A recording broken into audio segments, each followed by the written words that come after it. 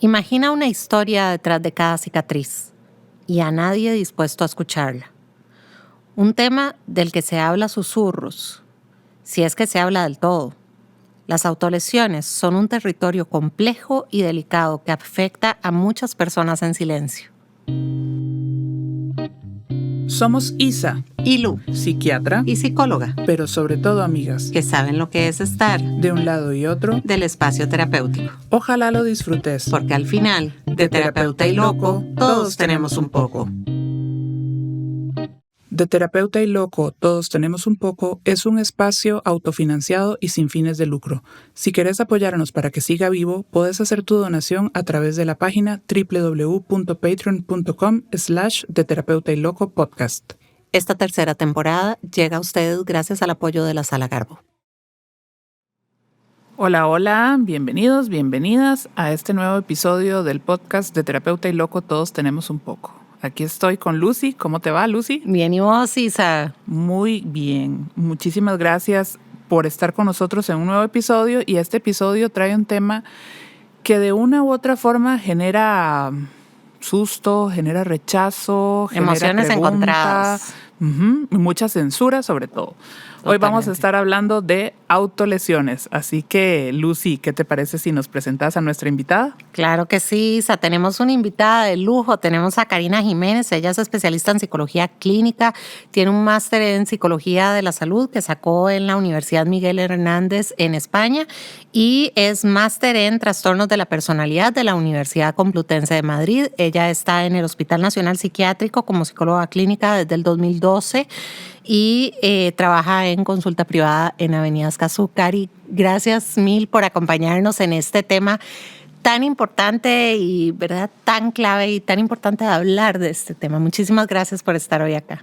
No, muchísimas gracias a ustedes por la invitación. La verdad que me emociona mucho poder llevar este tema a más lugares, a más personas, poder sensibilizar, poder educar, porque realmente es un tema muy importante que genera muchos sentimientos encontrados, muchos mitos, y pues es muy importante que las personas tengan acceso a información clara y poder ayudar principalmente a esas historias que hay detrás de cada cicatriz.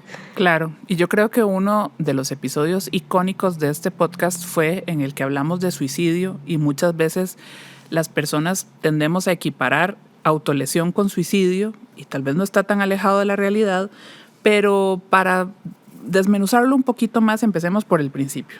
¿Qué consideramos autolesiones? ¿Qué son las autolesiones? Bueno, las autolesiones son las conductas, ¿verdad?, que tienen un fin de infringir un daño a algún tejido de nuestro cuerpo sin una intención suicida. Son muy importantes, ¿verdad? Hay diferentes tipos de autolesiones, hay diferentes clasificaciones de autolesiones, pero digamos, la que nos convoca en este momento es la autolesión sin fines suicidas.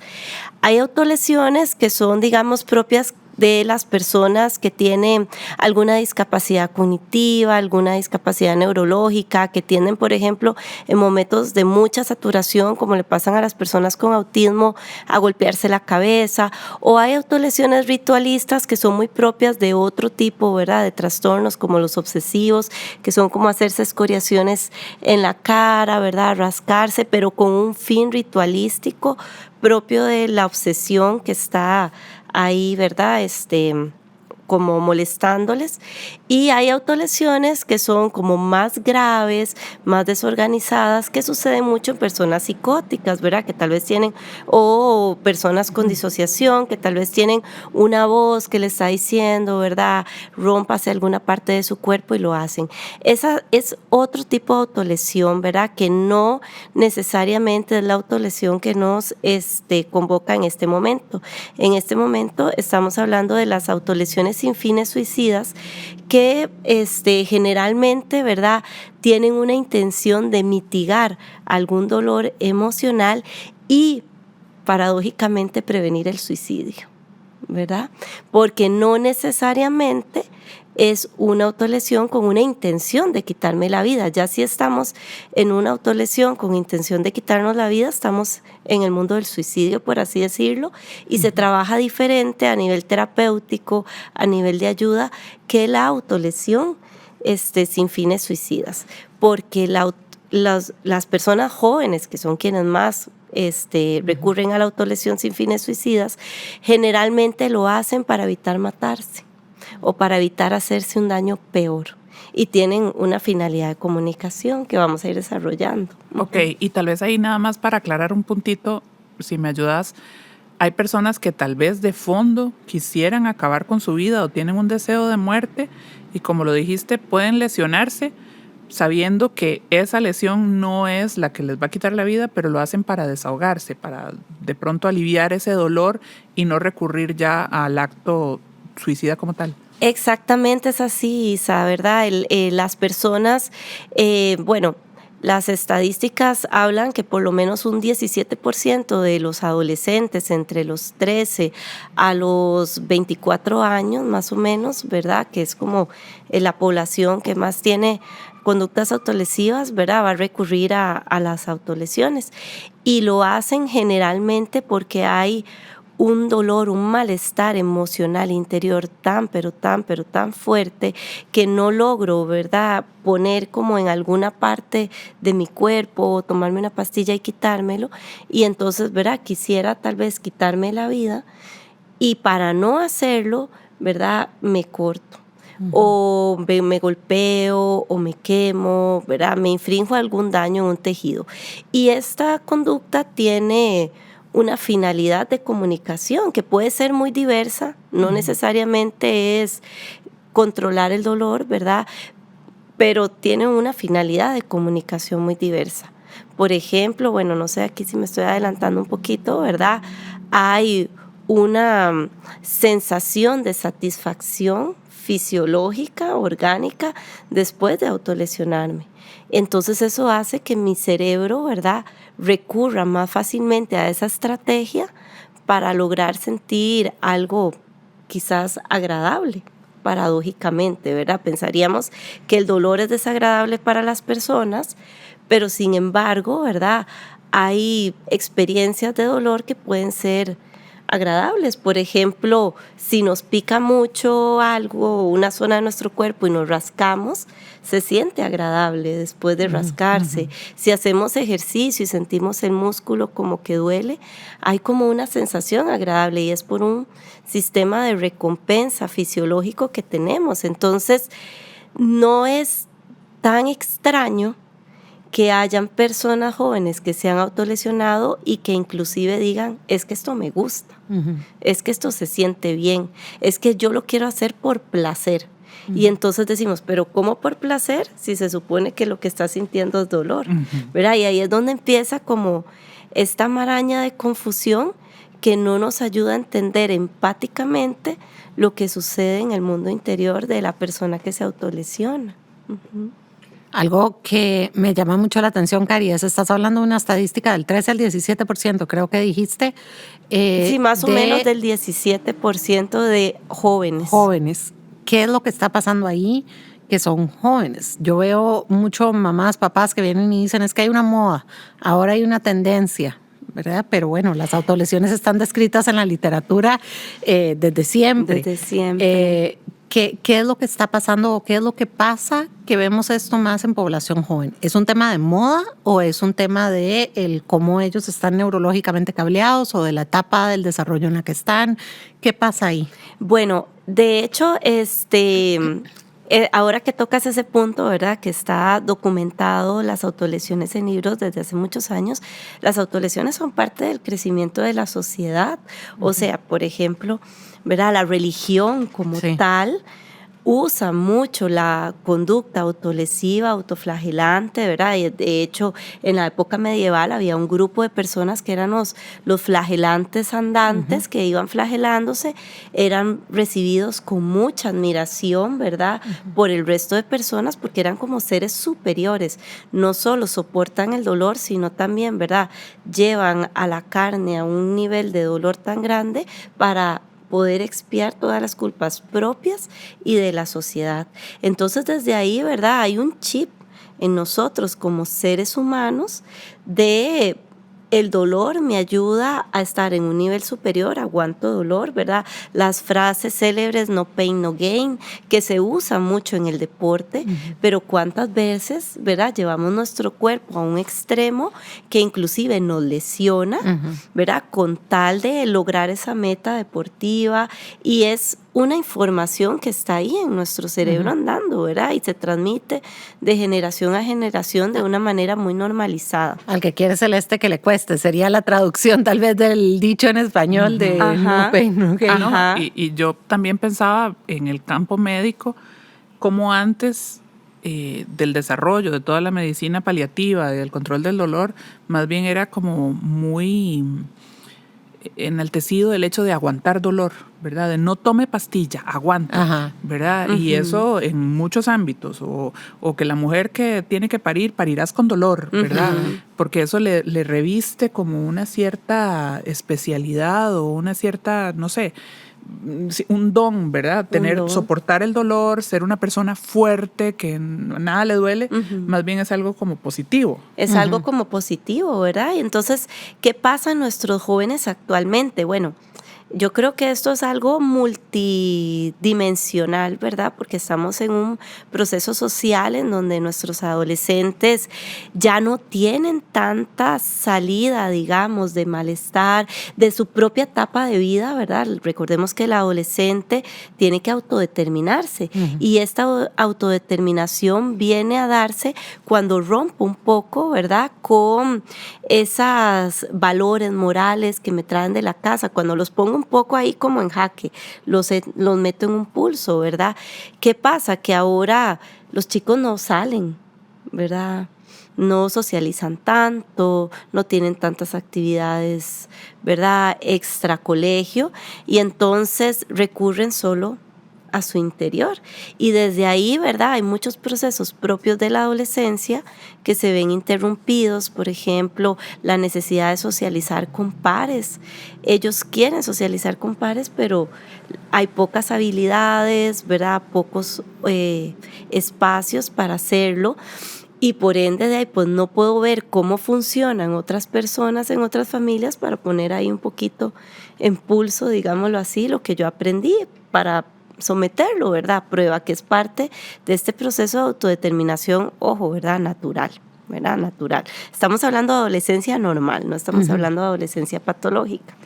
Entonces, ¿qué nos dicen las estadísticas? De este 17% de adolescentes que se autolesionan, es muy probable que un 50% corresponda a una población no patológica, ¿verdad? Entonces, no todos los chicos que por allá un día se cortaron, por allá un día, ¿verdad? Se golpearon, 1 o 2 eventos al año, ¿verdad? No a lo largo de la vida, pueden darse en población adolescente normal. ¿Cómo qué? Como una manera, ¿verdad?, de poder expresar mi malestar, intentar ser un poco más rebelde.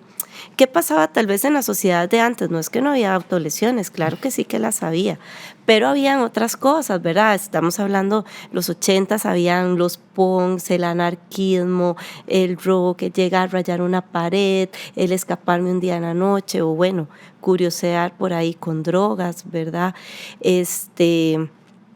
Que no es que estuviera bien, ¿verdad? Pero son como maneras en donde se escapa un poquito en algunos casos, ¿verdad? Esta necesidad de autodeterminación. En esta sociedad actual, pues eso no se da tanto. Por dicha, ¿verdad? Hemos mejorado en algo, pero todavía sigue siendo una población que está muy descolocada socialmente para que ellos puedan seguir llevando a cabo sus procesos naturales. Y uno de los factores de riesgo muy grande es la socialización, el bullying. Yo siempre les digo a mis pacientes es que, claro, ¿verdad? La época del colegio como tal es como estar metido en una pecerita, en donde si yo soy, no sé, un pececito dorado y solo tengo pececitos ángeles, me voy a sentir un bicho raro.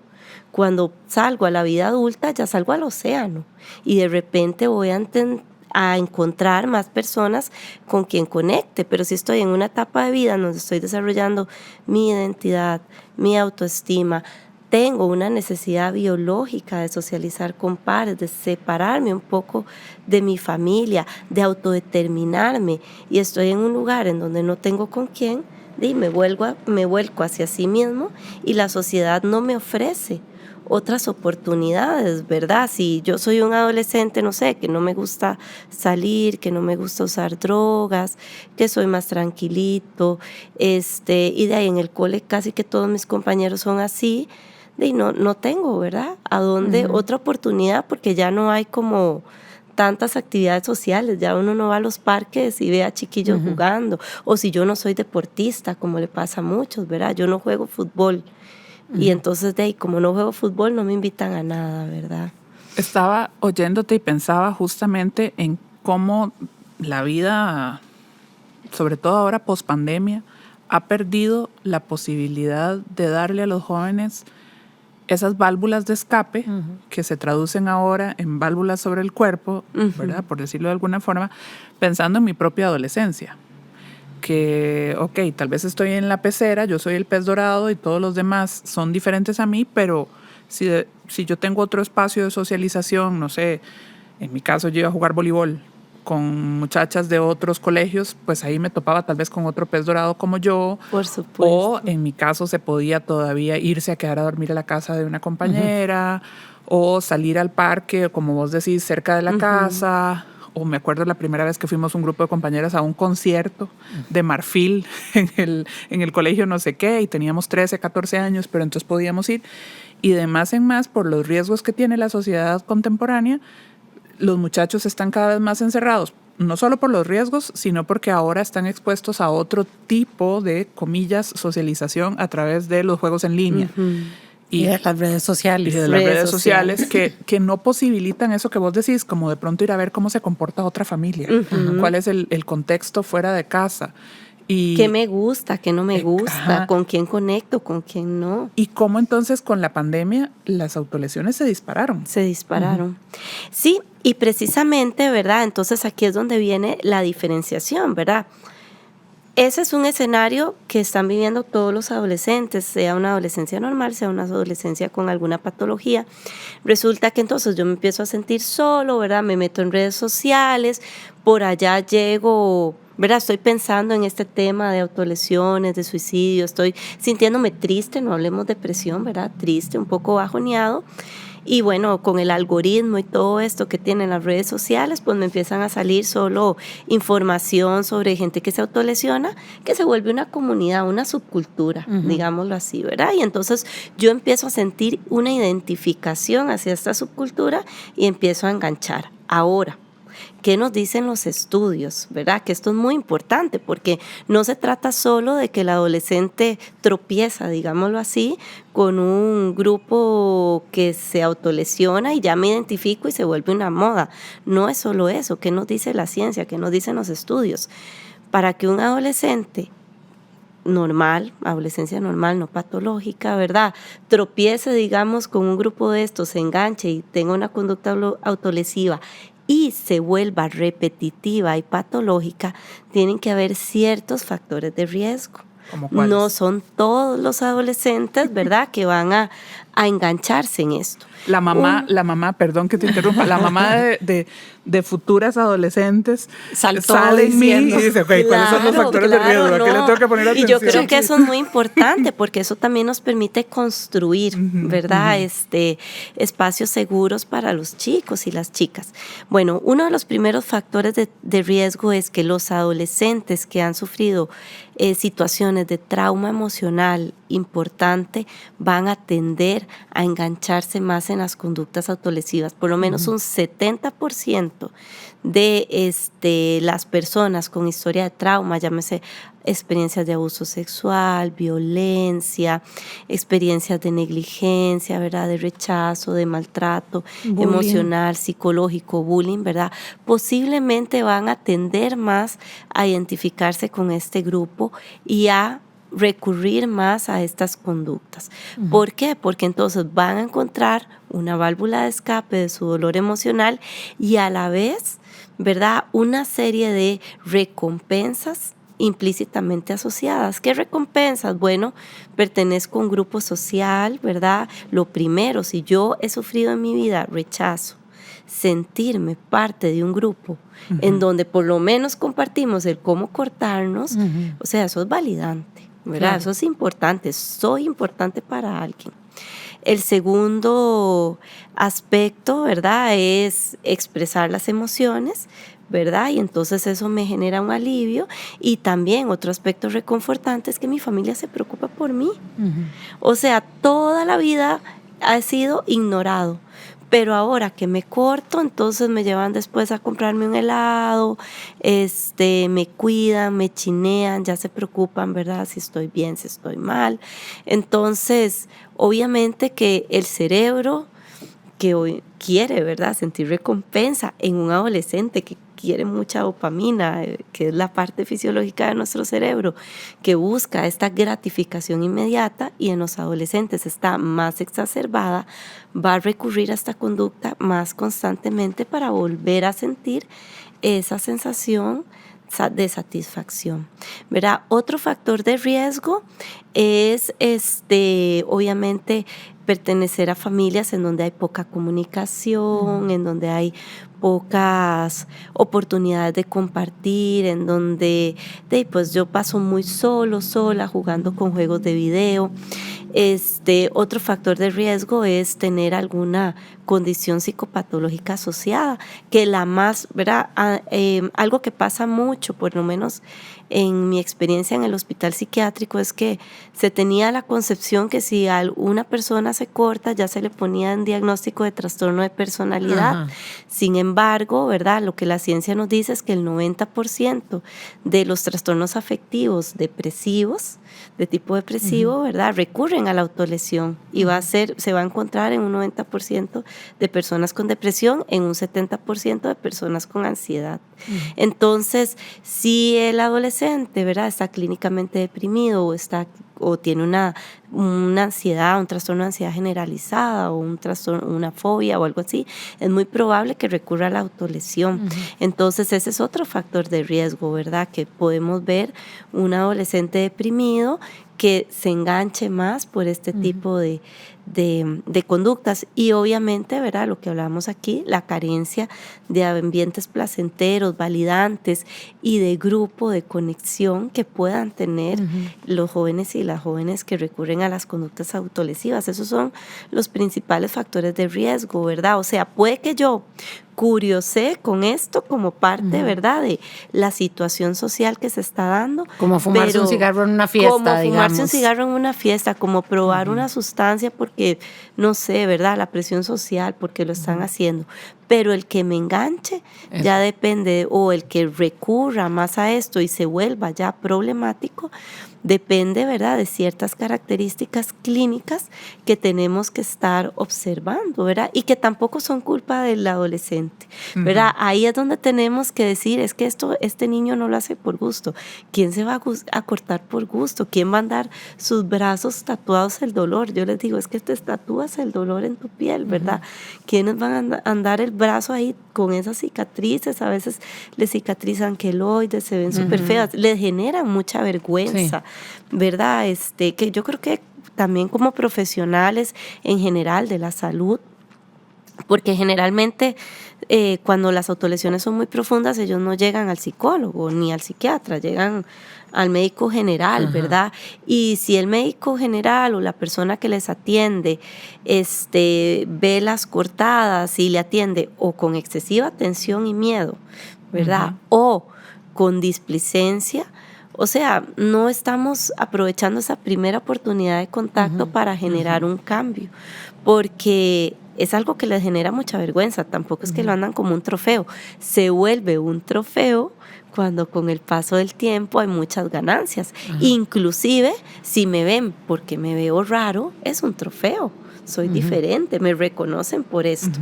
No por lo que soy como persona, sino porque tengo esto, ¿verdad? Eso en los casos más patológicos como tal.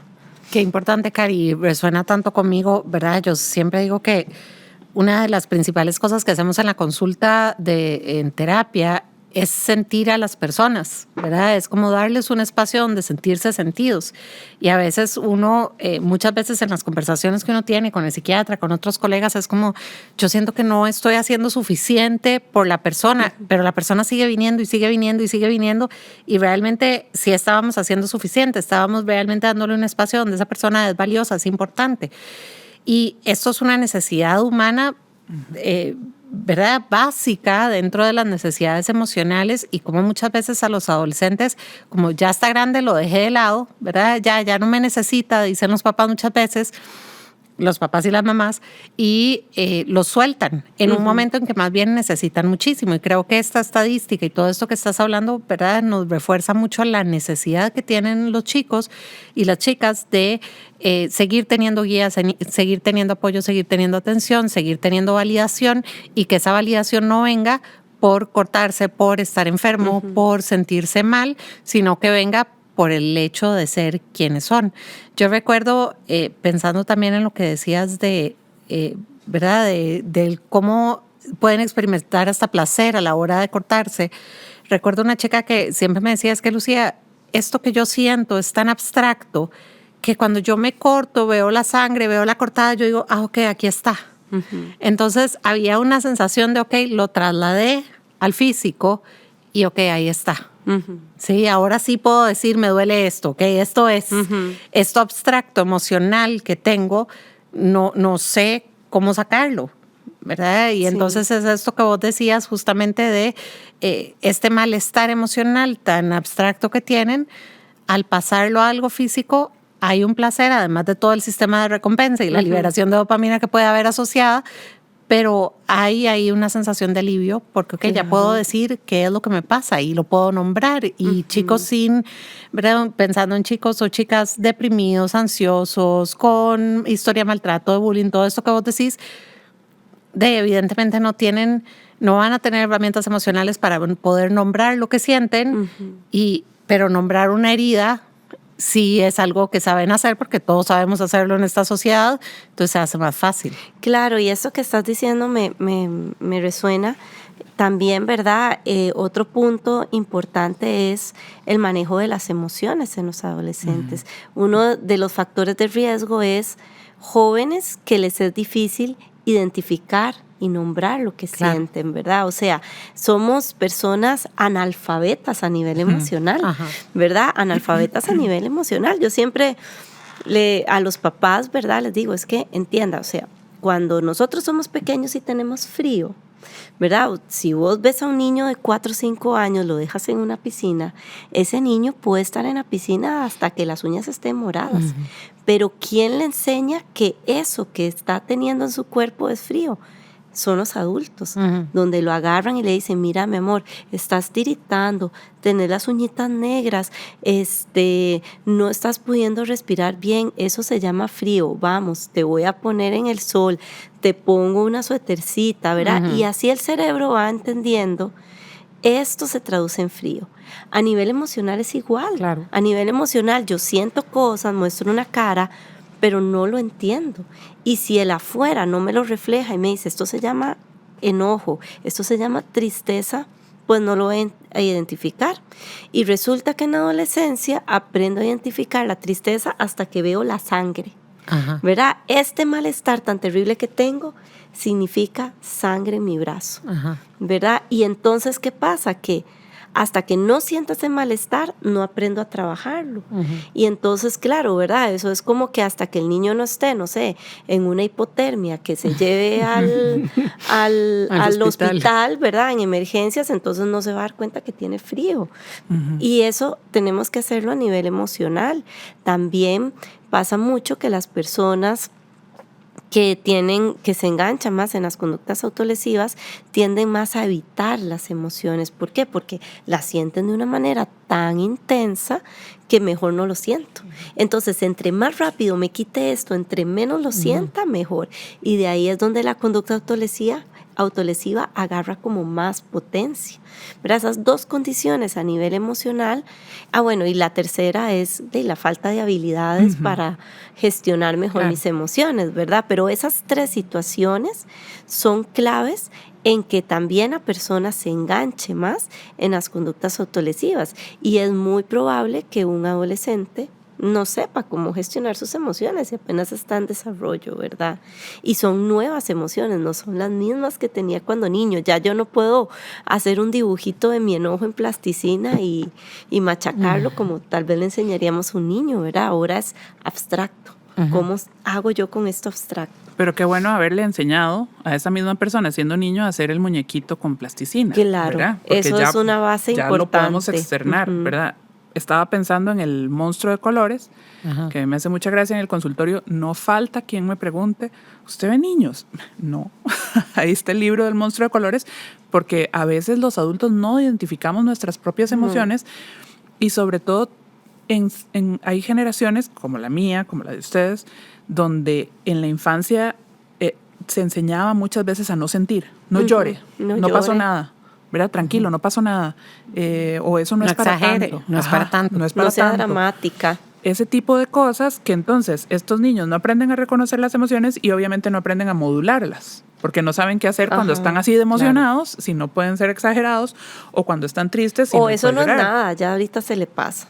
Entonces tenemos personas que crecen sin reconocerlas, sin aprender a modularlas y que luego sienten esta necesidad como quien estripa una espinilla, ¿verdad? Así como que salga, que reviente, Exacto. ¿verdad? Y cuando ya lo logran externalizar en sangre, en quemadura, en dolor, por fin pueden sentirlo en el afuera, por decirlo de alguna forma. Ya ese malestar no está ahí clavado adentro.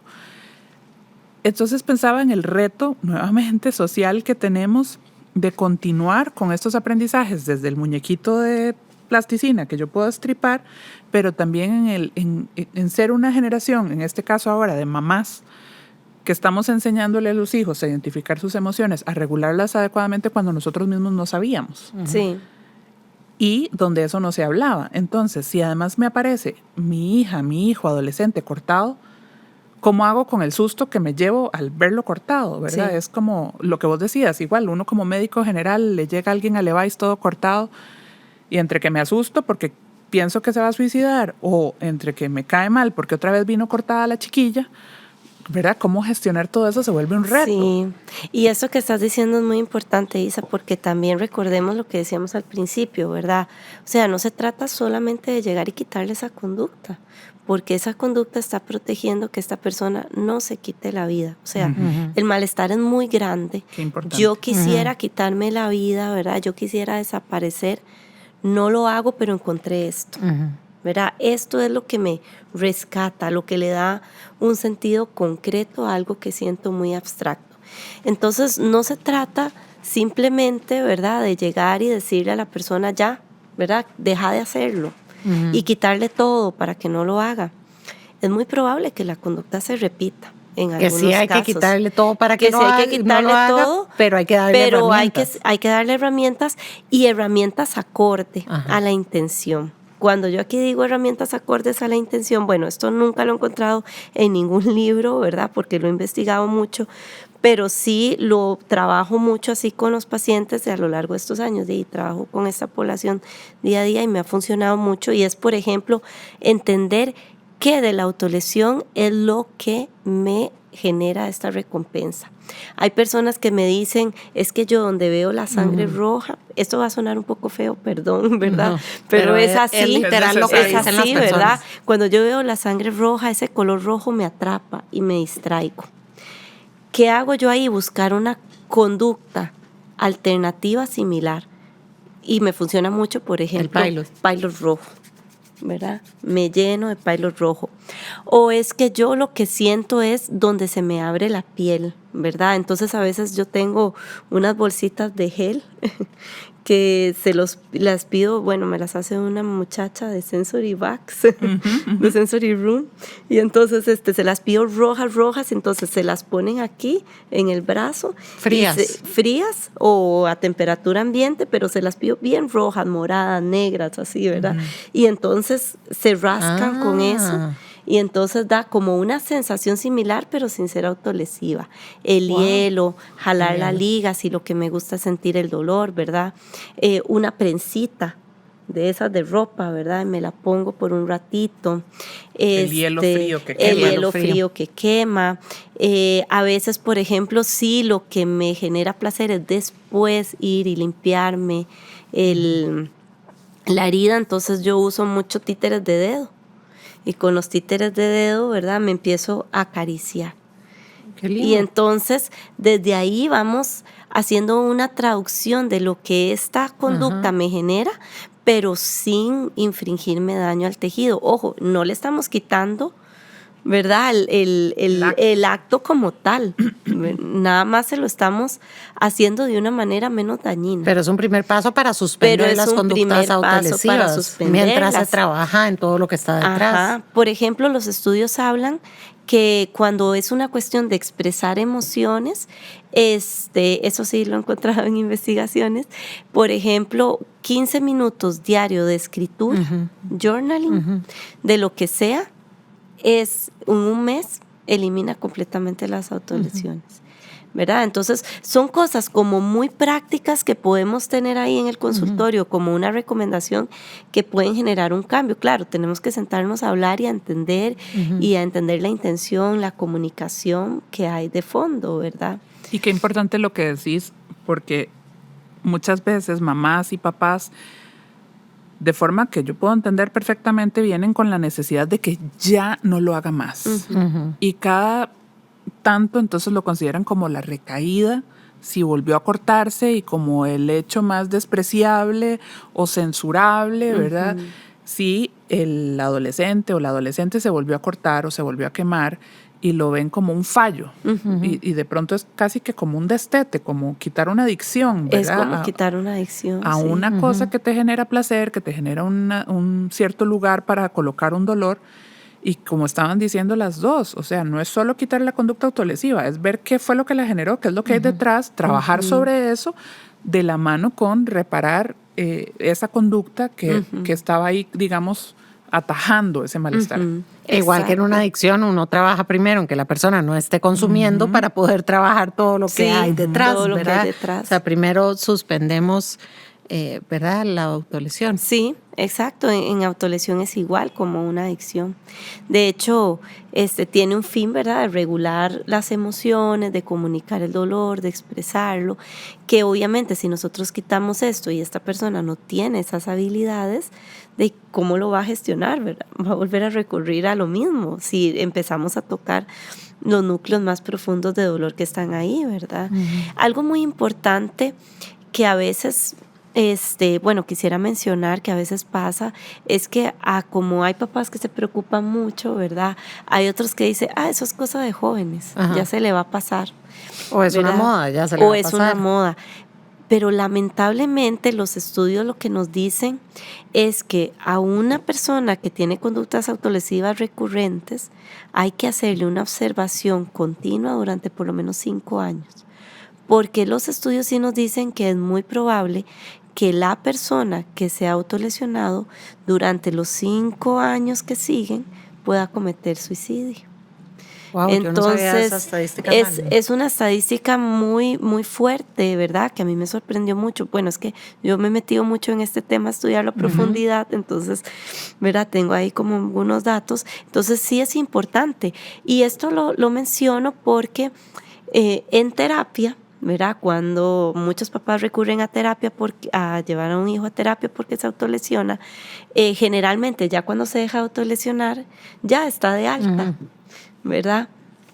Y mentira, ahí es cuando empieza el trabajo en lo profundo, claro. Y hay que seguir observando. ¿Por qué? Porque ella es una persona que tiene, digámoslo así, un factor de vulnerabilidad de que frente a una situación difícil, su cuerpo se vuelva la manera de responder al dolor, ¿verdad? Ajá. Y entonces regrese como una recaída de una adicción, ¿verdad? Exacto. Regrese con mucha fuerza al punto que pueda, ¿verdad?, llegar a ser una conducta suicida letal. Ahora, estabas diciendo al puro principio que en adolescencia no patológica es normal que haya de 1 a 2 sí, lesiones por año. Por año, sí. Esas no son las que son sujetas de este riesgo. No, estas no. Yo creo que eso es como que recalcarlo porque va a haber personas que se puedan asustar mucho, ¿verdad? Cuando yo hablo de autolesiones sostenidas no es vamos a ver, hay diferentes tipos de autolesiones, ¿verdad? Una cosa es que yo con un lapicillo de minas me haga así un rayoncillo, ¿verdad? Y otra cosa es que yo vaya, compre una cúter y lo haga, ¿verdad? Más profundo. Entonces, obviamente, ¿verdad? Y que lo repita a la semana, 3 veces a la semana, ¿verdad? Cuando estamos hablando de que se compra la cúter, que lo repite 3 veces a la semana, que recurre continuamente a eso, ya estamos hablando en patología, ¿verdad? Ok, ¿y qué pasa, perdona, con los que lo hacen de pronto de forma impulsiva? Que una mamá le dijo, no puedes salir con tus amigos, y rácata me corto, y nunca antes se había cortado. Bueno, en estos casos, ¿verdad? Nuevamente, nos devolvemos un poquito a la intención, ¿verdad? Si es... Aquí vamos a acordarnos un poquito de los berrinches de los niños de los 2 años, ¿verdad? El niño de 2 años que quiere que le compren el juguito, pero la mamá le dice que no, entonces me tiro al suelo, hago un berrinche y ya me dan el juguito. Entonces, estas personas más impulsivas quizás en su aprendizaje de vida encontraron que haciendo cosas extremas lograron lo que querían, ¿verdad? Ahora, eso lo puede hacer un chico una vez en su vida y desde ahí el papá accionar, ¿verdad? Con límites, firmeza, decirle así no, intentar hablar, ¿verdad? Darle una nueva herramienta, decirle, bueno, los límites se respetan. Y puede ser una única ocasión y pasa, algo que pasó y ya. ¿verdad? Porque lo hizo.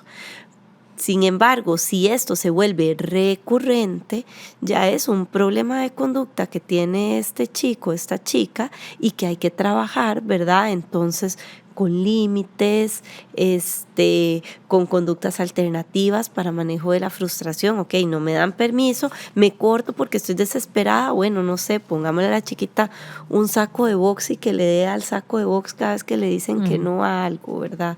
Okay. Entonces, ahí le ponemos la conducta alternativa, por decir algo, ¿verdad? Si es que lo hace así.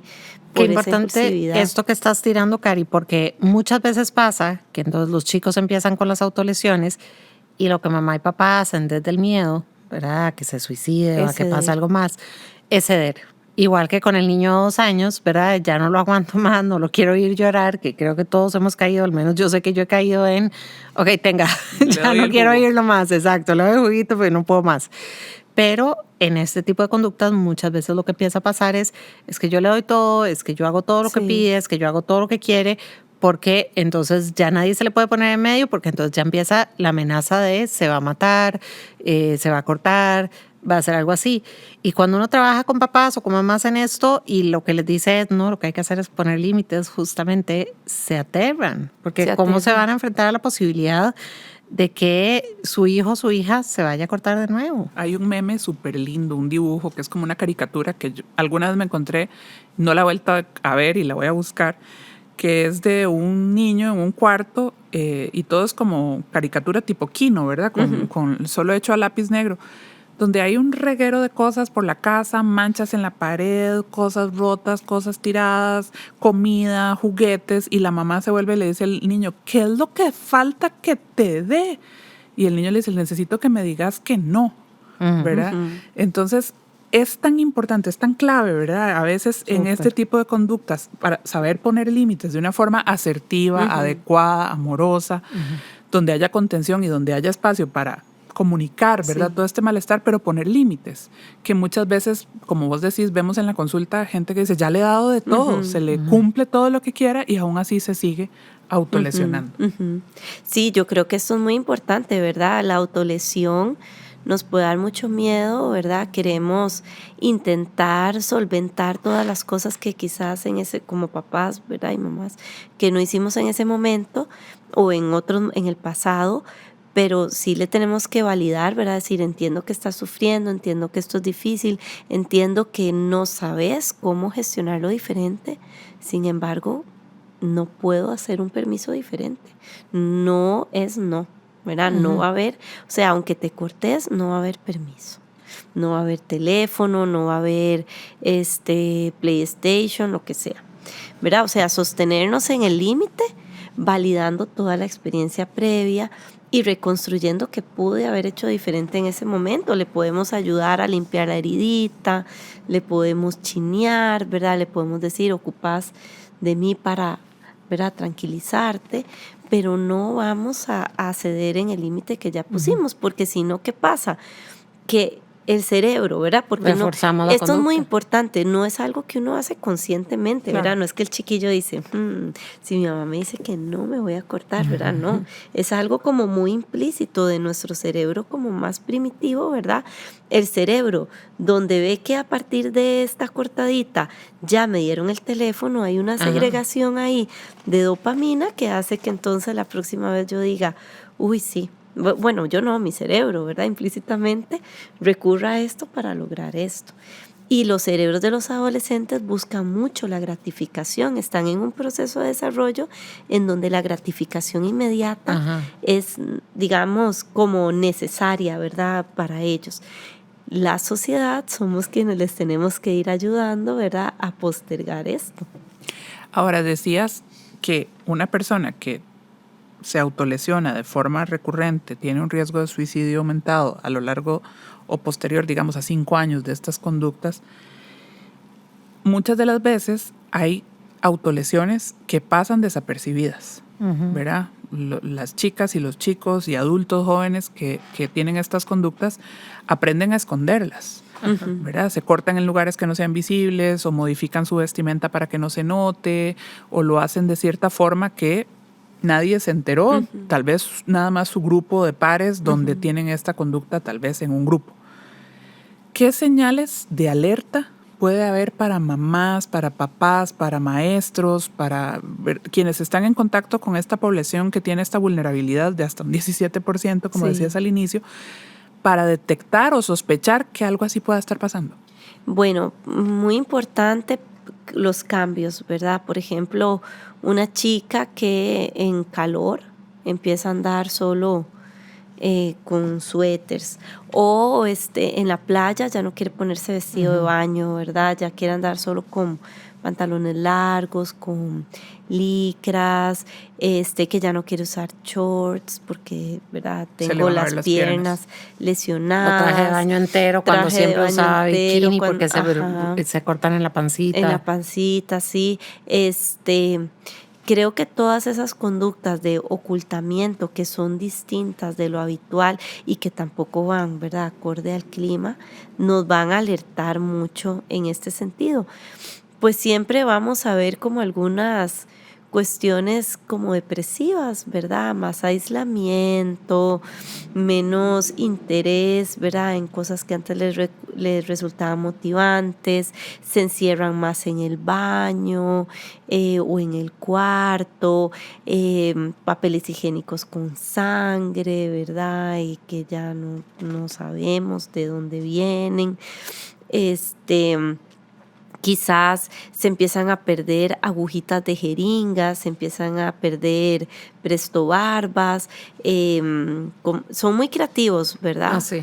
Cuando el chico se autolesiona es muy, muy creativo, de repente hasta con piedras o rascadas, ¿verdad? Como sensaciones de quemadas, aruñazos, que entonces dicen, el gato me aruñó, y uno, pero ¿qué es este gato que aruña y aruña y aruña, ¿verdad? Con las jeringuitas, por ejemplo, de la gente que tiene como diabetes, a veces las quitan y con eso se autolesionan y es muy imperceptible a la piel, pero se empiezan a perder estas jeringas, ¿verdad? Encontrarles cuchillillas y cosas así que se compran. Todo eso nos va alertando. Pues los jóvenes siempre necesitan supervisión, ¿verdad? Hay que revisar qué ven en su teléfono, qué cuentas sigo. O sea, si de repente yo veo que solo sigue cuentas de muerte, de suicidio, de autolesiones, o sea, ¿qué está viendo? ¿A dónde estamos? ¿Verdad?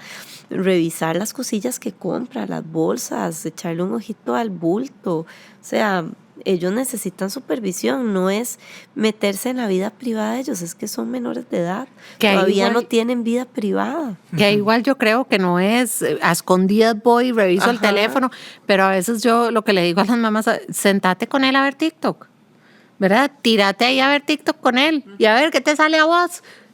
Tírate a ver tu cuenta de TikTok y mírala o sea, a veces ni siquiera necesitamos, ¿verdad? Andar a escondidas revisándoles todo, sino que podemos, como de una u otra forma, ver dónde están. Acomodemos juntos el cuarto. Acomodemos juntos el cuarto, vení, Hagamos ya el tu cuarto está muy closet. desordenado, vamos a acomodar esto, vení juntos, compramos las cajitas y entonces voy viendo y entonces no lo sienten como algo súper intrusivo, sino como una preocupación real y es estar pendientes. Yo creo que algo que se nos olvida muchas veces es los adolescentes necesitan mucha guía y los dejamos muy sueltos. Y conversar sobre el tema, yo creo, Ajá, ¿verdad? también. O sea, ahora, por ejemplo, hay series que tocan el tema de las Total. autolesiones, videos de música que hablan sobre las autolesiones, Cierto. bueno, el compañero, el vecino, el amigo, el primo, ¿verdad?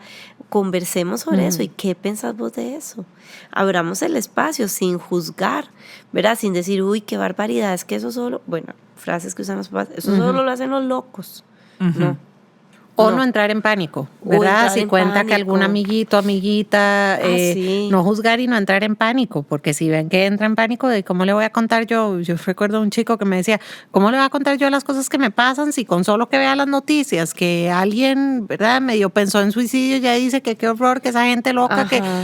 Entonces, ¿cómo voy a estar yo contándole lo que me pasa? Sí, Entonces, también, claro, tener ¿verdad? mucho cuidado. De lo que hablábamos ahora, de la asertividad y la adecuada colocación de límites, Ajá. ¿verdad? No tener miedo a actuar como la figura de autoridad sin que caigamos en patrones, ¿verdad?, de relación muy autoritarios. Pero vos sos un adolescente, estás a mi cargo, legalmente yo soy la responsable, necesito revisar tu celular o estar viendo en qué estás, ¿verdad? Con quién, Claro. qué es lo que haces, cómo haces. Porque recuerdo también una mamá que me decía, es que se enoja y me tiene bloqueado el celular. Yo, bueno, pero es que usted es la mamá. Ajá. ¿Quién paga ese celular? Exacto. ¿Quién paga el internet? ¿Verdad? Claro. Usted tiene la responsabilidad legal de estar pendiente de qué es lo que transita en ese teléfono, lo mismo que hasta qué hora ve televisión, hasta qué programas ve, Sí. ¿verdad? Hay una responsabilidad ahí muy grande y que el adolescente eso obviamente viene cultivándolo desde muy niño, ¿verdad? No es muy difícil cuando de pronto, como decías vos, no se hizo durante toda la infancia romper con esos patrones, pero tampoco es que es imposible, porque muchas veces llegan mamás y le dicen a uno, ya no sé qué hacer porque, bueno, me equivoqué, lo hice muy mal antes y ahora ¿cómo le hago?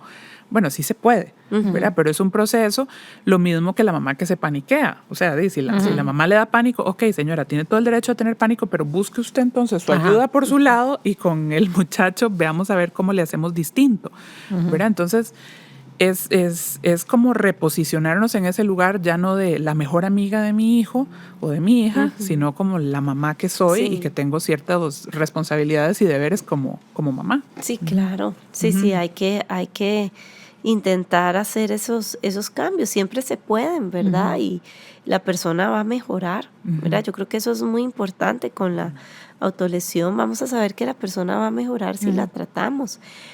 Pero tenemos que hacer cambios que pueden ser al principio un poco diferentes, distintos de lo habitual, pero que van a llevar hacia una mejoría tanto para el chico, la chica, como para su entorno, ¿verdad? Yo creo que es mejor como hacer esos cambios, ¿verdad? Poner límites, sentarme a ayudarle a cambiar a arreglar el cuarto, que estar en esa zozobra en la noche de ¿se va a cortar o no se va a cortar?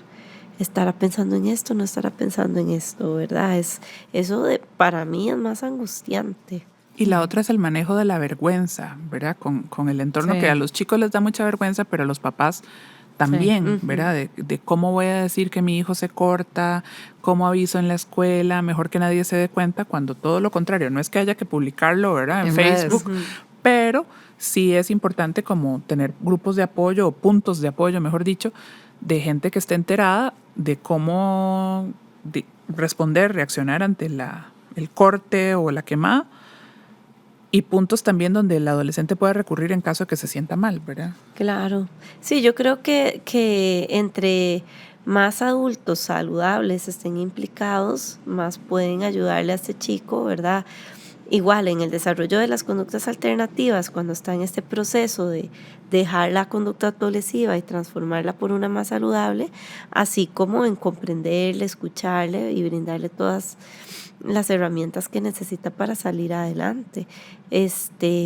Y hay que buscar también personas seguras a quien pedirles ayuda, ¿verdad? No le voy a ir a pedir ayuda, no sé, a la vecina que sé que es un poco como chismosa, ¿verdad? Y le va a contar a todo el mundo.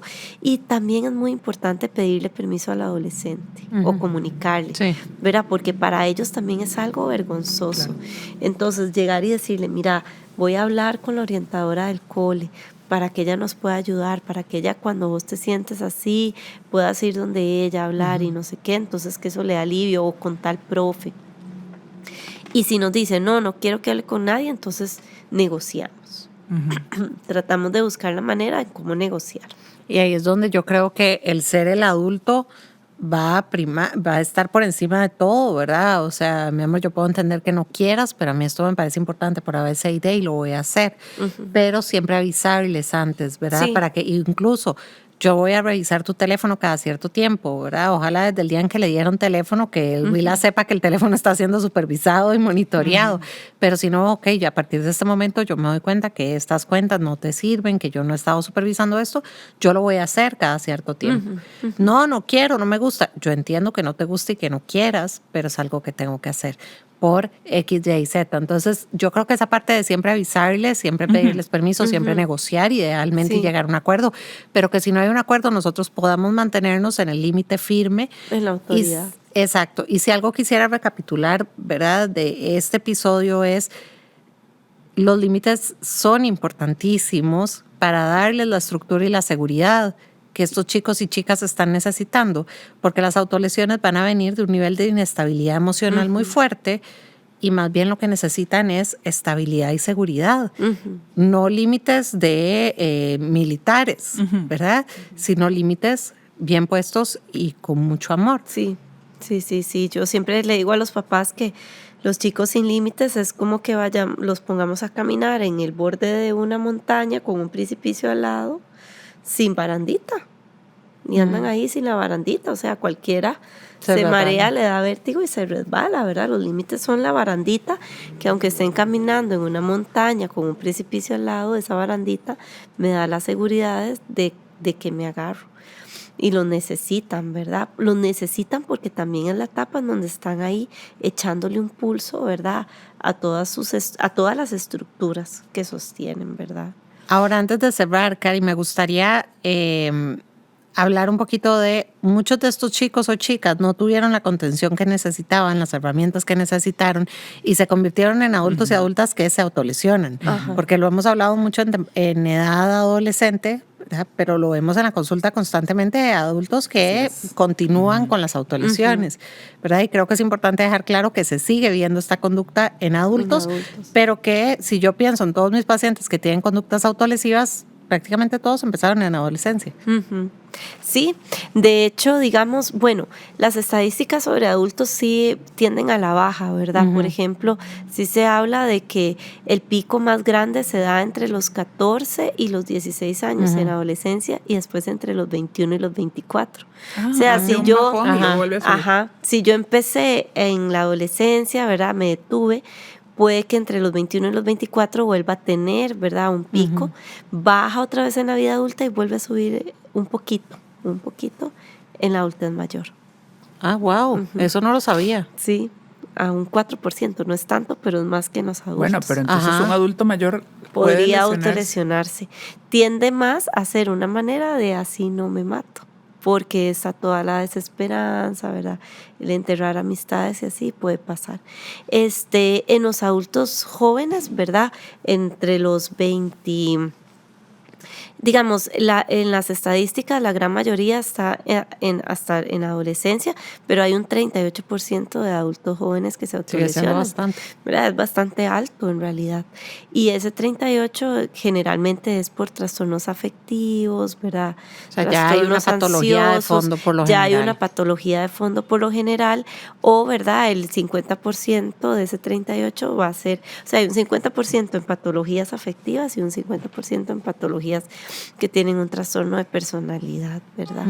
Entonces, sí, en los adultos en realidad trabajamos, por lo menos yo lo trabajo igual que en los adolescentes. Yo lo trabajo igual, ¿verdad? Les doy igual el pilot, que se rayen, la hielo, bolsita, la compresa, todo. el hielo, y realmente que ellos van aprendiendo, ¿verdad? Obviamente hay que enfocarse mucho en el aprendizaje de emociones, y pues hoy ellos, al estar ya como más rígida esta conducta, ¿verdad? La van a tender a recurrir más, o a veces lo que pasa es que entonces dejan de autolesionarse, pero empiezan a consumir o a comer mucho, ¿verdad? Que finalmente son otras formas de autolesionarse, ¿verdad? Automedicarse, ¿verdad? El uso excesivo de clonazepam, por ejemplo, en adultos es, bueno, está bien, no me corto, pero clona, que al final el clona, ¿verdad? No es que lo critico, Clonazepam, lorazepam, cualquiera de esas. Sí, cualquier benzodiazepina, ¿verdad? Que no es que lo critico, pero sí de ahí es una manera que potencia la evitación experiencial, claro, ¿verdad? Total. Entre más dormido esté y anestesiado por la vida, menos siento. Y lo que necesitamos, al igual que en los adolescentes, es esas tres cosas: reconocimiento emocional, acercamiento a las emociones, menos evitación y desarrollo de habilidades. También en los adultos tenemos que recurrir mucho a las habilidades de asertividad, de cómo pedir algo que quiero, de cómo respetarme, de compasión, ¿verdad? Porque todas estas habilidades más relacionales están tan carentes y son el gatillo de estas conductas autolesivas. Es que en lugar de decirle 4 a esta persona porque, ¿verdad?, me maltrató, porque sentí enojo, mejor me corto. O es que en lugar, ¿verdad?, de hacer valer mis derechos, mejor me corto. O es que en lugar, ¿verdad?, de, no sé, expresarle el cariño porque no lo puedo expresar, mejor me corto, me hago daño, ¿verdad? Entonces, estas habilidades de asertividad más relacionales necesitamos inculcarlas, ¿verdad?, en la población adulta, claro. porque sí hay un tema de desregulación, pero desde el ámbito más interaccional en los adultos, ¿verdad? Mientras que en los adolescentes es más como este desconocimiento de lo que siento, ¿verdad? La desregulación emocional, las sensaciones nuevas, el rechazo, ¿verdad? En los adultos sí está esta parte relacional, no sé cómo explicar, no sé cómo hacerme a valer, no sé cómo expresar cariño, afecto, ¿verdad? Claro, pensaba ahora que lo decías con la clonazepam o este tipo de medicamentos. Me acordé de una paciente que describía a la hora de poner las gotas de clonazepam en un vaso un poco la imagen que usaste antes de cómo corre la sangre. Yo me acuerdo que ella me decía, yo veo correr las gotas y las veo correr y me pierdo en la cantidad de gotas que estoy echando, fascinada de ver bajar las gotas, ¿verdad? Entonces ahí había todo este enganche, digamos, dopaminérgico, ¿verdad? De una sensación de placer al verlas bajar, que ella misma me dijo, Doc, ya no me mande más gotas. Si me va a mandar clonazepam, que sean pastillas, pero gotas no, porque era como esa sensación, ¿verdad?, de ver correr algo, ¿verdad?, que ella asociaba a un cierto placer y obviamente con una finalidad muy lesiva para ella finalmente. Sí, necesita una botella sensorial. Sí, ¿verdad? Yo siempre me lo he preguntado, el trabajo de los terapeutas ocupacionales también en esta parte sensible, ¿verdad?, sensorial, pues, del manejo del dolor.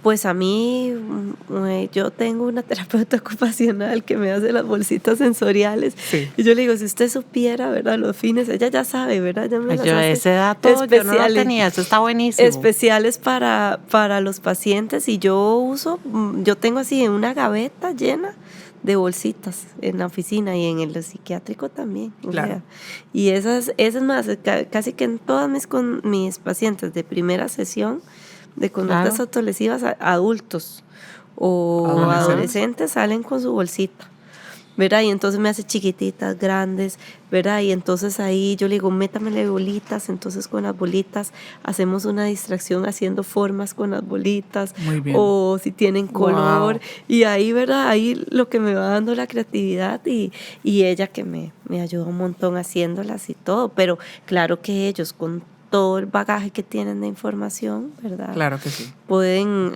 crear todavía más herramientas. Y eso vieras que es curioso porque no lo he encontrado. He leído mucho, ¿verdad? Sobre el tema, pero yo digo, yo quisiera como una investigación que diga cuáles son, ¿verdad? Las actividades estas sensoriales que lo disminuyen, porque eso sería muy valioso. Bueno, vas a tener que hacerla acá. Voy a tener que hacer. Dale y estaremos esperando los resultados. Esto es un temazo. Yo creo que podríamos pasar 3 horas más hablando de esto, pero tenemos que ir cerrando. Karina, muchísimas gracias por acompañarnos. Realmente interesantísimo. Olvidé al inicio decirles que Cari tiene unos libros preciosos. Sí. ¿Cómo pueden conseguir tus libros? Son para niños y adolescentes, ¿verdad? Sí, bueno, tengo un cuentito, digamos, que sirve para niños, Ajá. que están en Amazon. Otro que es como, se llama El Buscadiamantes, que Ese yo lo he usado con adultos. Sí, ese también está en Amazon. Y tengo otro que se llama Mi Gurú Emocional, que es como para habilidades de regulación, también está en Amazon. Yo tengo que traer, porque yo me traigo a veces de Amazon y tengo aquí para vender, pero hace ratillo no me traigo, tengo que traerme. Pero si lo ocupan para ya pronto, están en Amazon. Esa creatividad Súper tuya bien. que justamente te lleva a usar estas bolsitas y todo, son, ¿verdad? La señal de que tenés que meterte por ahí a investigar y darnos a todos nosotros, ¿verdad? La oportunidad de ver toda esa creatividad tuya en acción. Ay, qué lindo. Muchas gracias. Cari, muchísimas gracias de verdad por acompañarnos hoy. Lindísimo, y gracias a todos por escucharnos. Recuerden dejarnos sus comentarios del episodio, nos encanta leerlos. Hasta luego, muchas gracias, Cari. Gracias, hasta luego. Este podcast se encuentra disponible en Spotify, Apple Podcasts, Google Podcasts y en YouTube. Déjanos una reseña y tus comentarios en la plataforma en que prefieras escucharnos. También, si deseas más información, puedes seguirnos en Instagram de Terapeuta y Loco _podcast.